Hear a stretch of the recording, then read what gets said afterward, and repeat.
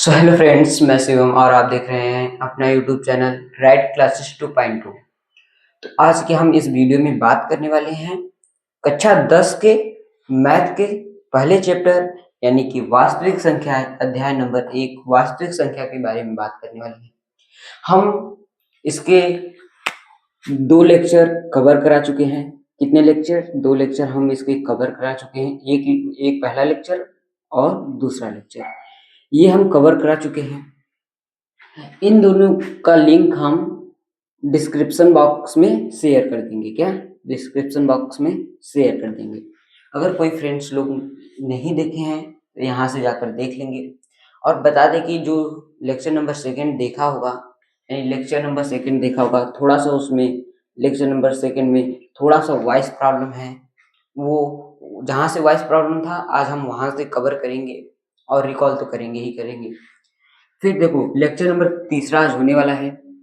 अब आज क्या क्या करेंगे वो हम देखेंगे। पहले हम देखेंगे कि आज का टॉपिक क्या है, आज का लक्ष्य क्या क्या है। ठीक, आज का लक्ष्य क्या है।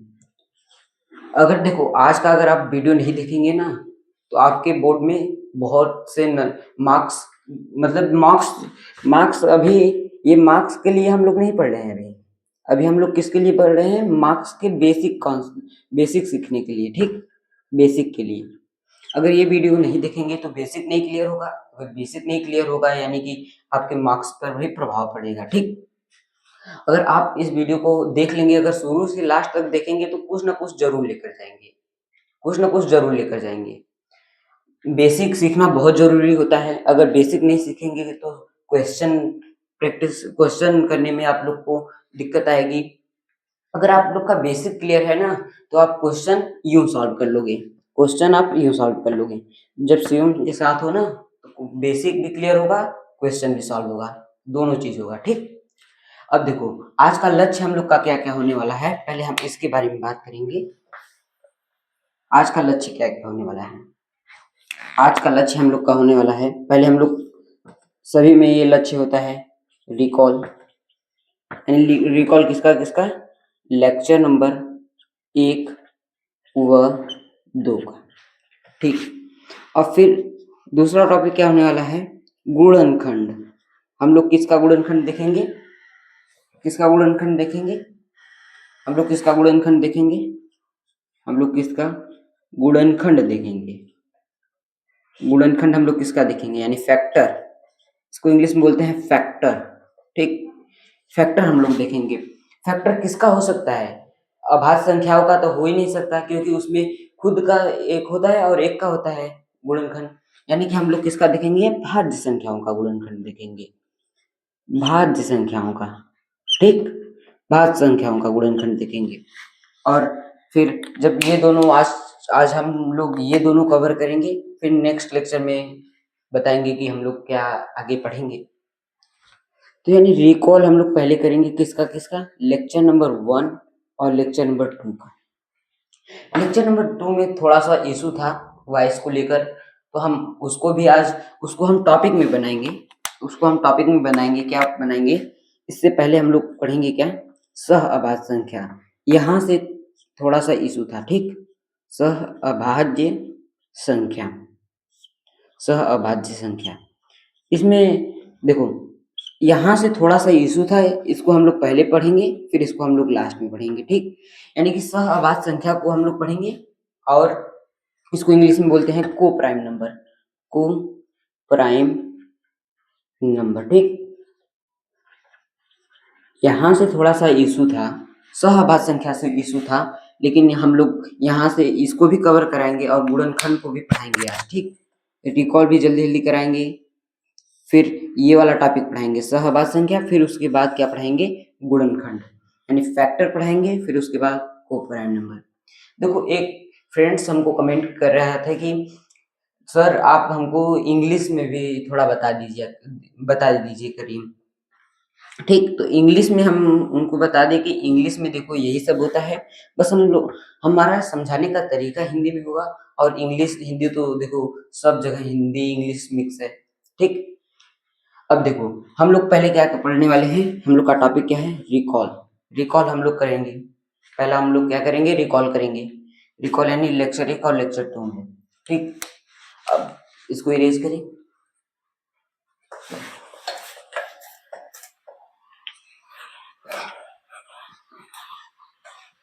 ठीक, आप एक बार विश्वास तो करो, लेकर जाओगे कुछ ना कुछ, जरूर लेकर जाओगे, ठीक। देखो हम लोग पहले संख्या पढ़े थे, यहाँ पर अब देखो अब हम लिखेंगे कि नहीं संख्या कितने, क्या क्या पढ़े थे संख्या के बारे में। देखो संख्या हम लोग पढ़े थे, संख्या कितने प्रकार के होते थे, 2 प्रकार के होते हैं। कौन कौन से, एक वास्तविक संख्या, एक काल्पनिक संख्या। काल्पनिक संख्या को तो हम लोग पढ़ेंगे ही नहीं, काल्पनिक संख्या को हम लोग पढ़ेंगे नहीं, और पढ़ेंगे तो किसको, वास्तविक संख्या।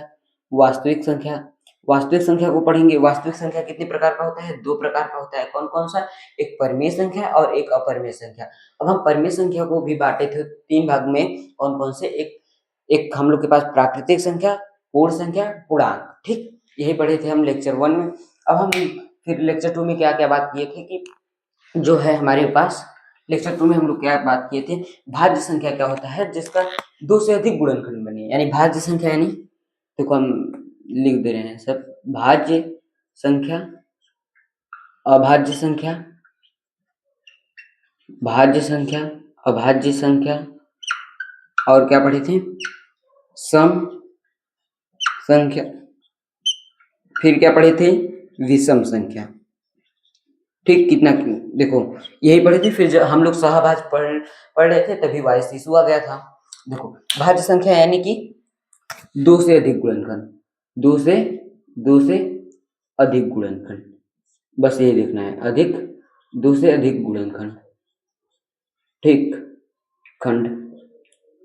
अब हम इसमें क्या देखे थे, अभाज्य संख्या में, यानी कि 2 से 2 गुणनखंड, 2 गुणनखंड, 2 गुणनखंड बोले तो यानी एक से व स्वयं से, यही देखे थे। देखो अभी थोड़ा सा स्पीड है, यानी हम रिवीजन कर रहे हैं तो स्पीड होगा ही। अब देखो सम संख्या यानी कि 2 से विभाज्य, 2 से विभाजित हो, 2 से विभाजित हो। अब देखो फिर क्या पढ़े थे हम लोग, विषम संख्या यानी कि जो 2 से विभाजित ना हो, से विभाजित, 2 से विभाजित ना हो, ठीक। यही हम लोग पढ़े थे। हम लोग इसके आगे पढ़े थे सहभाज्य संख्या, वहां से इशू आ गया, आज हम वहां से अच्छे से पढ़ाएंगे, ठीक।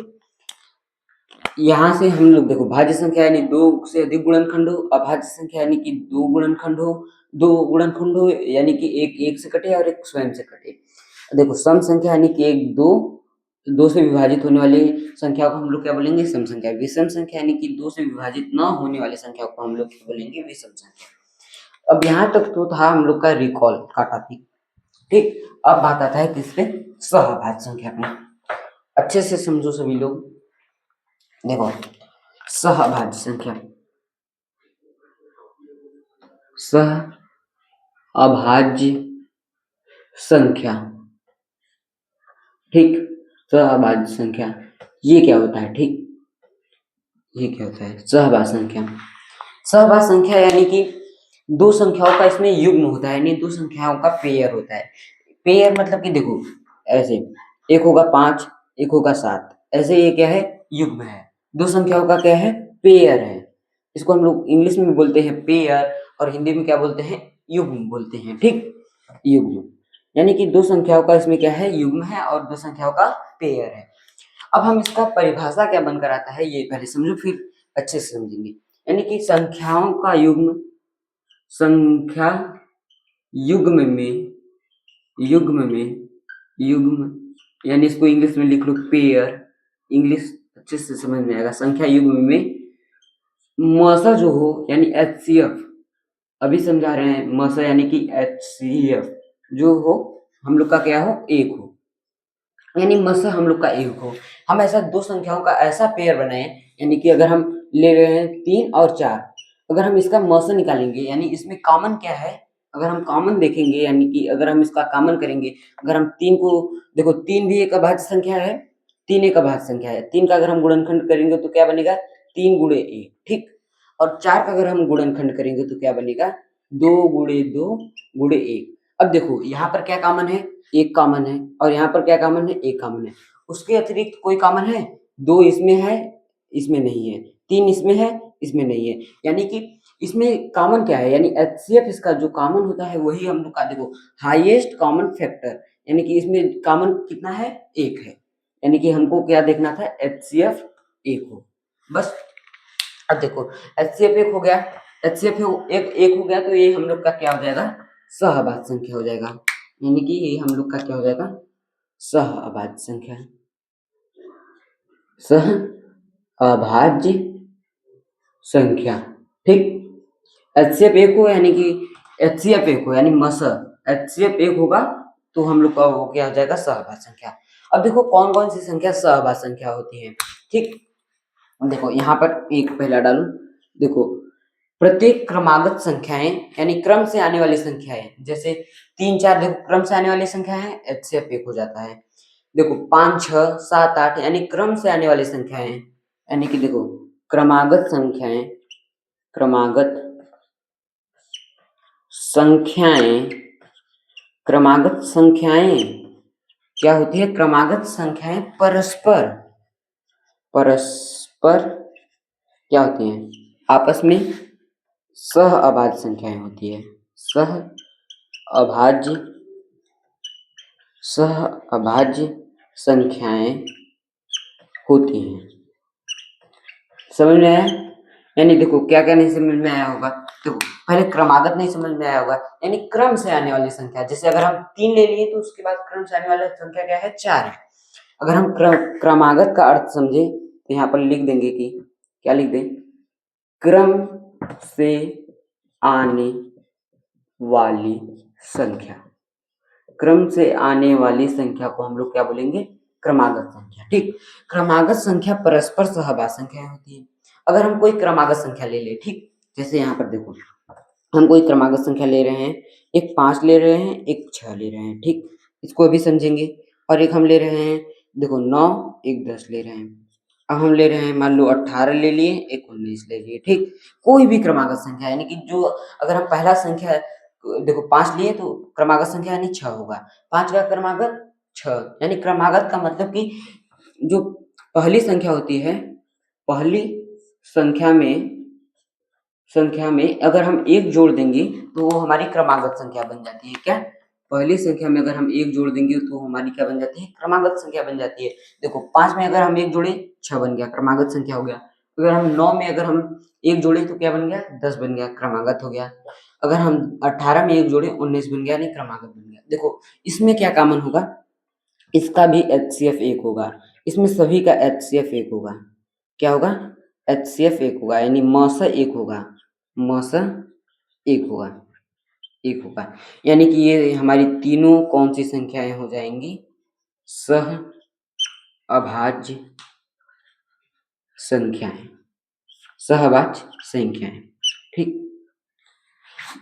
अब देखो यहाँ पर दूसरा ये क्या था, क्रमागत संख्याएं आने वाली परस्पर क्या होती है, सहअभाज्य संख्याएं होती है। अब दूसरा हम क्या देखेंगे, जो प्रत्येक अभाज्य संख्या होती है, अभाज्य संख्या यानी कि जो 1 से कटे और स्वयं से कटे। ठीक, प्रत्येक अभाज्य संख्याएं, प्रत्येक अभाज्य संख्याएं, प्रत्येक अभाज्य संख्याएं क्या होती है, प्रत्येक अभाज्य संख्याएं सहअभाज्य संख्याएं होती है। क्या होती है, सहअभाज्य संख्याएं होती है। अगर आप लास्ट तक बने रहेंगे ना कुछ जरूर लेकर जाएंगे। हम बार बार कह रहे हैं यानी कहने के पीछे कुछ कारण है, समझो यहाँ पर बस। सहअभाज्य संख्याएं होती हैं। अगर आप भटकते रहेंगे तो कुछ नहीं पाएंगे, समझे। जैसे देखो अगर आप कुछ यहाँ पर पढ़ाई कर लिए, कुछ दूसरे चैनल पर, अगर आप ऐसे ऐसे भटकते रहेंगे तो कुछ नहीं पाएंगे। एक जगह अगर आप टिके रहेंगे ना तो जरूर कुछ पाएंगे। ठीक, हम इससे ज्यादा कुछ कहेंगे नहीं, बस आपका मर्जी, देखो। लेकिन अगर समझ में आया होगा ना तो सब्सक्राइब जरूर करना। ठीक, देखो प्रत्येक अभाज्य संख्याएं सहअभाज्य संख्याएं होती हैं। कैसे, हम अभाज्य संख्याएं क्या जानते हैं, एक तो सबसे छोटी अभाज्य संख्या क्या होती है, 2, फिर और एक हम मान लेते हैं सब 3, ये अभाज्य संख्याएं हैं। और हम मान लेते हैं 2 अभाज्य संख्याएं क्या हो जाएंगी 7, और हम मान लेते हैं 2 अभाज्य संख्याएं 5। यानी देखो इसमें अभाज्य संख्याएं मतलब एक से कटे और स्वयं से कटे, स्वयं से कटेगा, ये भी स्वयं से कटेगा, स्वयं से कटेगा, लेकिन कॉमन क्या है, सब में एक कॉमन है, एक से कट रहा है, सब एक से कट रहा है, ये भी कट रहा है एक से, और ये भी कट रहा है एक से, यानी कॉमन क्या है, एक है। यानी कि इसमें एचसीएफ अगर हम निकालना चाहेंगे तो हमारे पास एक आएगा, इसमें भी कि अगर हम एचसीएफ निकालना चाहेंगे तो एक आएगा। देखो यहाँ पर भी एचसीएफ है, अब इसमें भी एचसीएफ एक आएगा। अब हम देखेंगे कि तीनों जो है हमारे पास क्या है, तीनों हमारे पास क्या है, सहअभाज्य संख्या है, सहअभाज्य यानी को प्राइम नंबर है। ठीक, क्या है, इसको हम लोग इंग्लिश में लिखेंगे को प्राइम नंबर। ठीक, नंबर, ठीक, नंबर को प्राइम नंबर है। और ये क्या है, ये भी को प्राइम नंबर, यानी एचसीएफ एक हो। यहाँ पर बस ये समझना है कि एचसीएफ हो जो हमारा, वो क्या हो, एचसीएफ जो है वो हमारे पास एक हो, एक के अतिरिक्त और कोई संख्या कॉमन ना हो। देखो इसमें भी एक था, सभी में देखेंगे एक है। ठीक, अब हम लोग के पास तीसरा ये आता है कि अगर हम एक अभाज्य संख्या ले या कोई एक संख्या ले ले, ठीक, कोई अगर हम एक संख्या ले रहे हैं, यहाँ पर समझो, बस वो वाला उतना अच्छा नहीं है लेकिन समझ लो। देखो क्या है, कोई अगर हम एक संख्या ले रहे हैं, ठीक, अगर हम मान लो 2 ले रहे हैं, इसके गुणनखंड को छोड़कर, यानी कि इसके टेबल में आने वाले संख्याओं को छोड़कर, 2 में आने वाले अतिरिक्त संख्याओं को छोड़कर, अगर यानी हम ले रहे हैं 5 ले रहे हैं, ठीक, अगर हम देखेंगे कि अगर हम 6 ले रहे हैं तो इसके टेबल में आने वाली संख्याओं को छोड़कर, यानी कि ये 2 से विभाजित होगा, अगर हम इसमें ले रहे हैं कितना, अगर हम इसमें ले रहे हैं मान लो कितना, इसमें हम 5 ले रहे हैं, ठीक, यानी कि इसके गुणनखंड में आने वाले सभी संख्याओं को छोड़ देंगे, तो इसमें भी एचसीएफ एक हो जाएगा, और इसमें भी एचसीएफ एक हो जाएगा, एचसीएफ एचसीएफ यानी इसमें भी एचसीएफ एक, इसमें भी एचसीएफ एक, यानी कि हम कह सकते हैं कि दोनों क्या है, सहअभाज्य संख्या है, सहअभाज्य संख्या है। ठीक, दोनों क्या है, को प्राइम नंबर है। यही बस यहाँ इतनी चीज में वाइस प्रॉब्लम थी सेकेंड लेक्चर में, समझे, यानी सेकेंड लेक्चर का अब क्या होता है, खात्मा होता है, सेकेंड लेक्चर का खात्मा, ये सेकेंड लेक्चर में यही वाइस प्रॉब्लम थी। ठीक, अब ये वाइस प्रॉब्लम सही होगी, क्या थी, वाइस प्रॉब्लम लिख दे, वाइस प्रॉब्लम थी। अब हम लोग स्टार्ट करेंगे अब न्यू टॉपिक्स को, क्या स्टार्ट करेंगे अब हम लोग न्यू टॉपिक्स। पहले एक बार और अच्छे से समझा दो। देखो सहअभाज्य संख्या मतलब, सह का मतलब होता है कि 2 होता है, सह का मतलब, ठीक, यहाँ से अगर दे दो 2 अभाज्य संख्याएं, 2, देखो यहाँ पर क्या है, प्रत्येक अभाज्य संख्याएं सहभाज्य संख्या होती है, 2 अभाज्य संख्याएं क्या होंगी, सहभाज्य संख्याएं होंगी, यानी कि संख्या का एक ऐसा पेयर जिसमें एचसीएफ एक हो, उसको हम लोग क्या बोलेंगे, सहभाज्य संख्या है। समझ में आया कि नहीं आया, बस इतना बताओ, समझ में आया कि नहीं, समझे, समझ में आएगा, अगर आप लास्ट तक बने रहेंगे तो कुछ ना कुछ जरूर सीख कर जाएंगे। हम बार बार कह रहे हैं, कहने का कुछ कारण है, कारण यही है, समझो बस। ठीक, यहाँ पर देखो हम लोग क्या देखें कि ये 2 संख्या ले लिए, एचसीएफ एक आ गया। हम लोग एक और बताए थे कि क्रमागत संख्या परस्पर सहभाज्य संख्या होती है, जैसे 5 लिए क्रमागत 6 आ गया, एचसीएफ एक होगा, कॉमन एक होगा, यानी प्रत्येक अभाज्य संख्याएं सहभाज्य संख्याएं होती है। देखो इसमें भी एक, इसमें भी एक, कॉमन एक होता है। ठीक, यहाँ पर भी कॉमन है, यहाँ पर भी कॉमन है, यानी कि सहभाज्य संख्या है। ठीक, अब हम इसको इरेज करें।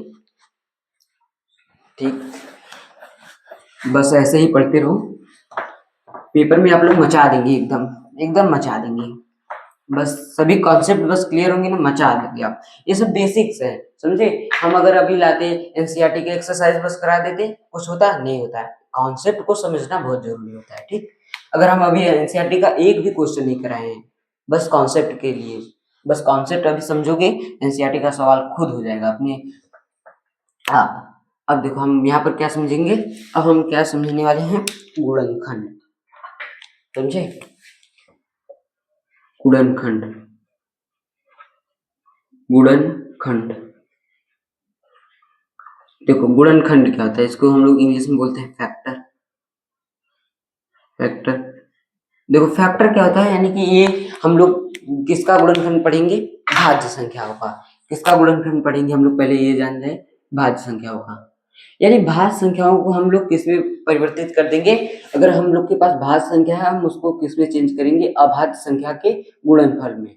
अभाज्य संख्या के गुणनफल में, अभाज्य संख्या के गुणनफल में, ठीक। यानी कि हमको किस में चेंज करना है, भाज्य संख्या को अभाज्य संख्या के गुणनफल में अगर हम चेंज कर देंगे तो ये हम लोग का क्या कहलाएगा, गुणनखंड, यानी फैक्टर कहलाएगा। हम अगर भाज्य संख्या को अभाज्य संख्या के गुणनफल में कन्वर्ट कर दे तो हम लोग का वो क्या कहलाएगा, फैक्टर कहलाएगा, ठीक। अब देखो फैक्टर कैसे, अब हम मान लेते हैं कोई भाज्य संख्या है, 25 क्या है, एक भाज्य संख्या है, ठीक। अगर हम इसको अभाज्य संख्या के रूप में परिवर्तित करें, देखो अगर इसका ट्री होता है, समझे, एक फैक्टर ट्री होता है, उसके माध्यम से अगर हम लोग समझे, यानी कि गुणनखंड वृक्ष होता है, ठीक। एक क्या होता है, गुणनखंड वृक्ष होता है, ठीक। अब देखो 25 है, इसको दो भागों में ऐसा ऐसे कर दो, यानी एक क्या आ जाएगा हम लोग के पास, 5 आ जाएगा, ठीक। अब देखो 5 आ गया, अब हम 5 को सर्कल में कर देंगे। अब 5 को हम आगे काट नहीं सकते हैं, ठीक। अब 5 को हम आगे नहीं काट सकते तो अब यहाँ पर देखो, यहाँ पर क्या बच जाएगा, 5 बच जाएगा।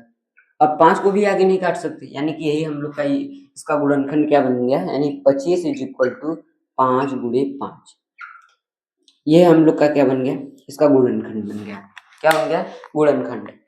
ये हम लोग का क्या बन गया, गुणनखंड, ठीक। ये गुणनखंड हो गया। अगर हम और संख्या लें, जैसे अगर मान लो हम 27 ले लिए, ठीक। अगर हम इसको किस में तोड़े, देखो 27 है, अगर हम इसको 3 में तोड़े और यहाँ पर ये किस में टूट जाएगा, 9 में टूट जाएगा, ठीक। 9 तिक 27, 3 से अगर इसको भाग देंगे तो यहाँ पर 9 आ जाएगा। अगर हम फिर 3 से अगर इसको भाग देंगे तो इसको 3 से भाग देंगे तो यहाँ पर 3 बच जाएगा। अब देखो यहाँ पर कोई नहीं टूटा।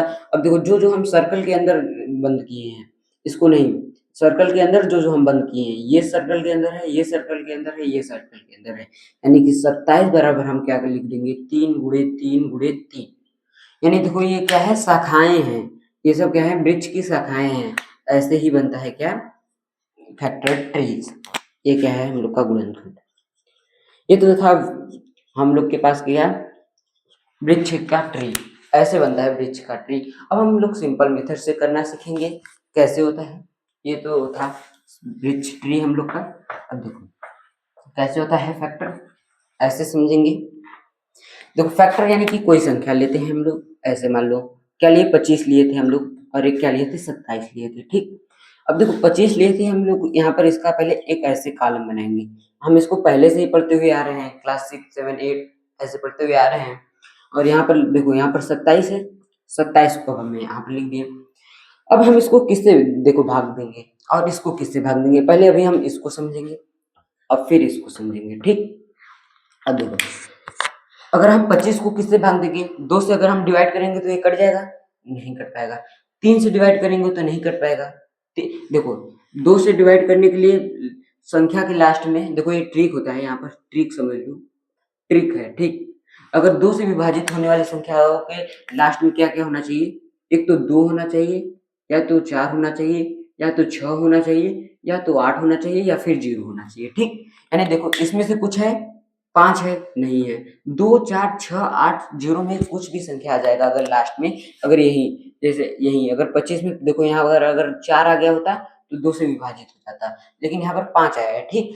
अब देखो 3 से विभाजित होने के लिए क्या होना चाहिए, अगर हम डिजिट का योग करेंगे, यानी अंकों का योग, अंकों का योग 3 से विभाज्य होना चाहिए, 3 से विभाज्य होना चाहिए, ठीक। अंकों का योग 3 से विभाज्य होना चाहिए, देखो विभाज्य होना चाहिए। देखो 3 से विभाज्य होने के लिए क्या होना चाहिए, अंकों का योग 3 से विभाज्य होना चाहिए, 2 से विभाज्य होने के लिए ये संख्या होना चाहिए। अब देखो यहाँ पर हम देखेंगे कि 3 और 2, 3 2 कितना हो जाएगा, 5 हो जाएगा, 3 और 2 5 हो जाएगा, 5 हो जाएगा। अब देखो 5 3 से विभाज्य होगा, नहीं होगा। अब हम किससे, देखो हम यहाँ पर किससे काटते हैं, केवल अभाज्य संख्याओं से काटते हैं, यहाँ पर किससे काटते हैं, केवल अभाज्य संख्याओं से काटते हैं। अब यहाँ पर अभाज्य संख्या हो जाएगा 3 हो जाएगा हमारे पास, 2 हो गया, 2 से नहीं कट रहा है, 3, 3 से नहीं कट रहा है, 4 तो होगा नहीं, 4 तो भाज्य संख्या हो जाएंगी। अब हम 5 से देखेंगे, देखो 5 के टेबल में आता है, हाँ 5 के टेबल में आता है, 5 के टेबल में आ गया, कितनी बार में कटा, 5 बार में, 50 25। अब यहाँ पर कितने बार में गया, फिर 5 से गया, एक बार में, यानी हम क्या लिख सकते हैं, 25 बराबर 5 गुणे 5, ये हम लोग का क्या आ जाएगा, इसका फैक्टर आ जाएगा, इसका गुणनखंड आ जाएगा। ठीक, अगर हम अब 27 को देखें, देखो 2 से कटेगा, नहीं कटेगा क्योंकि 7 आ गया, हमको क्या क्या चाहिए, 2 4 6 8 जीरो में से कोई एक डिजिट होना चाहिए, लेकिन अब 2 से नहीं कटेगा। अब देखो हम किससे अब अंकों का योग करेंगे, अंकों का योग करेंगे तो कितना आएगा, 7 2 9, ओहो 9 तो 3 से विभाज्य हो रहा है, यानी अगर हम इसको 3 से काटेंगे तो ये 3 से कट जाएगा, कितने बार में, 3 नवा 27। अब देखो 9 है, 3 से काटेंगे, कितना बार में, 3 त्रिका 9, 3 से काटें 1 है, यानी हम क्या समझेंगे कि 27 बराबर 3 गुणे 3 गुणे 3, ये हम लोग का क्या आ जाएगा, अभाज्य गुणनखंड, यानी कि ये भी हम लोग का गुणनखंड है, इसका आ जाएगा गुणनखंड, और ये भी हम लोग का क्या आ जाएगा, गुणनखंड। ठीक, गुणनखंड का अर्थ यही होता है कि भाज्य संख्या जो है उसको हम अभाज्य संख्याओं के गुणनफल के रूप में, देखो यहाँ पर गुणन, ये कि यहाँ पर ये सब क्या है, अभाज्य संख्याएं हैं। ठीक, अभाज्य संख्याएं हैं, और ये क्या है, यहाँ पर ये तीनों भी क्या है, अभाज्य संख्याएं हैं। ठीक, ये तीनों भी क्या है, अभाज्य संख्याएं। हम यही सीखे हैं कि भाज्य संख्याओं को अभाज्य संख्याओं के गुणनफल के रूप में लिखना क्या होता है, गुणनखंड कहलाता है। ठीक, यानी कि गुणनखंड क्या कहलाता है, गुणनखंड क्या कहलाता है, गुणनखंड ये कहलाता है कि भाज्य संख्याओं को अभाज्य संख्या के गुणनखंड के रूप में लिखना।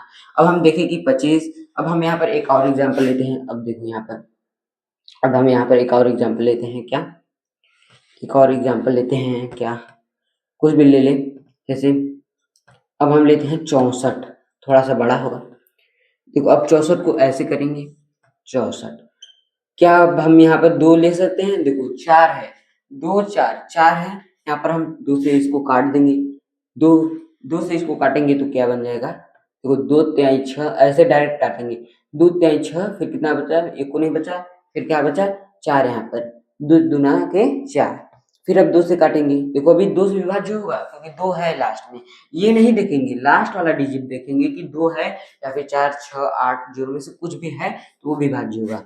अब हम इसको काटेंगे, 2 1 कम 2, यहाँ पर एक और बच गया, उस 2 हटाकर कितना हो गया, 6 बार में, 2 6 के 12। अब ये 2 से कटेगा, कटेगा क्योंकि यहाँ पर देखो 6 है, यहाँ पर भी 6 है, लास्ट में देखेंगे, अब 2 से काटेंगे तो क्या हो जाएगा, 8 बार में, और देखो 8 है लास्ट, 8 तो है ही, 2 से काटेंगे तो 4, फिर 2 से काटेंगे तो कितना हो जाएगा, 2, फिर 2 से काटेंगे तो 1 हो जाएगा। ठीक, अब देखो बात आता है क्या है, 64 बराबर हम क्या लिख सकते हैं इसको, कितनी बार है, 2 गुणे 2 गुणे 2 गुणे 2 गुणे 2 गुणे 2, यानी कि हम लोग का अभाज्य गुणनखंड के रूप में ये हो गया, यानी कि गुणनखंड यही हो गया इसका, यानी कि यहाँ पर ये क्या है, अभाज्य संख्या है, अभाज्य संख्या है। ठीक, यहाँ पर भी देखो ये अभाज्य संख्या था, ये भी अभाज्य संख्या, ये भी अभाज्य संख्या, यानी कि ये 64 का गुणनखंड हो गया। ठीक, अब देखो बात क्या आता है कि हम लोग क्या देखे थे, ट्रिक ये देखे थे कि 2 4 6 8 जीरो से अगर डिजिट लास्ट में होगा, अंक के लास्ट में ये सब होगा तो ये 2 से विभाज्य होगा, अगर अंकों का योग 3 से विभाज्य होगा तो वो भी 3 से विभाज्य होगा, संख्या भी। हम गुणनखंड का अर्थ ये देखे थे कि भाज्य संख्या जो है अभाज्य संख्याओं के गुणनफल के रूप में बदलना ही क्या होता है, गुणनखंड कहलाता है। ठीक, 25 का गुणनखंड हम लोग देखें, 5 से काटे, फिर 5 बचा, फिर 5 से काटे, 1 बच गया। ठीक, फिर यहाँ पर हम देखें 3 से काटे 27 को, 9 बचा, 3 से काटे, फिर 3 बच गया, फिर 3 से काटे, 1 बच गया। अब 64 को देखें, 2 से काटे, फिर यहाँ पर 32 बचा, 2 से काटे 16 बच गया, 2 से काटे 8 बच गया, 2 से काटे 4 बच गया, 2 से काटे 2 बचा, 2 से काटे 1 बच गया। ठीक, अब ये तो हम लोग का गुणनखंड हो गया। अब यहाँ के बाद, इसके बाद जो टॉपिक आने वाला है बहुत इंपॉर्टेंट आने वाला है, मिस मत करिएगा, बस उसको देखिएगा। ठीक, अब हम सोचते हैं क्लास को एंड करें, और जो उसमें वॉइस प्रॉब्लम था उसको हम बता दें कि हम कवर करा चुके हैं।